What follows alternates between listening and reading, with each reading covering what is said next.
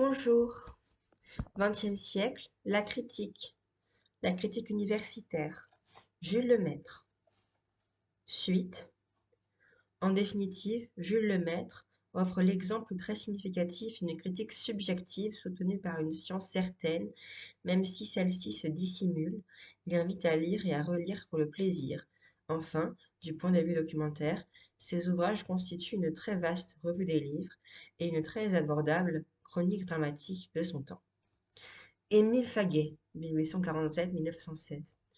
Moins artiste et moins écrivain que le maître, restait fidèle à sa chaire de Sorbonne tout en collaborant au journal Les Débats et à la Revue des Deux Mondes, Émile Faguet illustre bien la critique non seulement universitaire, mais mieux encore professorale.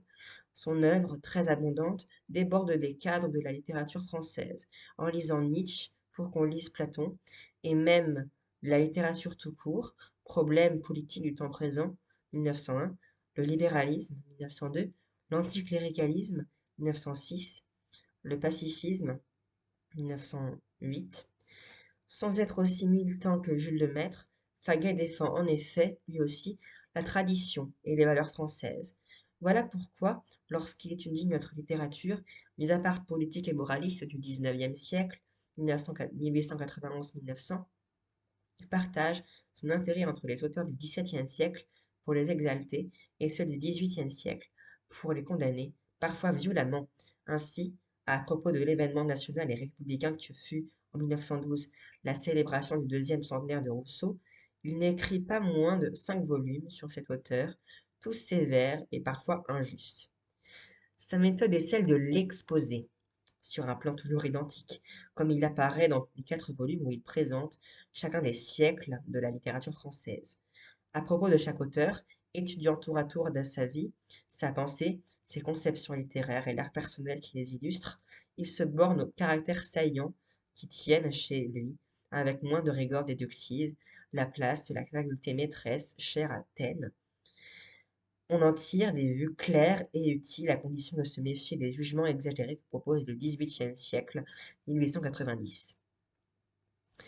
Gustave Lançon, 1857-1934. Le rôle capital de Lançon est d'avoir défini avec précision et imposé par son exemple les règles de l'histoire littéraire, déjà pressenties par Brunetière mais non encore codifiées. Il n'en réserve pas moins tous les droits de la critique. Un grand professeur. Né à Orléans, entré à l'école normale en 1876, Lançon enseigna d'abord comme agrégé dans les lycées jusqu'en 1894. Son enseignement, très dévoué, s'accompagnait déjà de travaux personnels considérables, une thèse sur Nivelle de la Chaussée et la Comédie larmoyante, 1887, mais surtout la fameuse Histoire de la littérature française, 1894, qui, à l'âge de 37 ans, l'avait amené à connaître et à juger l'ensemble de notre patrimoine littéraire. Suppléant de Brunetière à l'école normale dès cette date, puis professeur en Sorbonne, il termina sa carrière en 1927 comme directeur de l'école normale. Entre-temps, plusieurs missions d'enseignement aux États-Unis avaient fait de lui un ambassadeur de l'université française. Ses goûts, mais aussi la spécialisation des deux grandes chaires qu'il occupa, éloquence française et histoire littéraire du XVIIIe siècle français, le conduisirent à étudier plus particulièrement les prosateurs et les philosophes, et à faire une grande part au mouvement des idées. Il n'en aborda pas moins d'autres genres avec autant de sûreté. Esquisse d'une histoire de la tragédie française, 1920. Outre ses cours publiés et de nombreux articles de revue, il demeure de lui toute une série d'études ramassées et fortes sur Bossuet, 1890, Boileau, 1893, Corneille, 1896, Voltaire, 1906, et plus tard sur les essais de Montaigne, 1930, et sur Vauvenargues, 1930, complété par la délicate et très utile étude sur l'art de la prose, 1908. L'œuvre imprimée de Lançon le cède cependant en importance réelle à l'action exercée par son enseignement direct et par la direction d'innombrables travaux de recherche. C'est en effet par la pratique qu'il imposa sa fameuse méthode.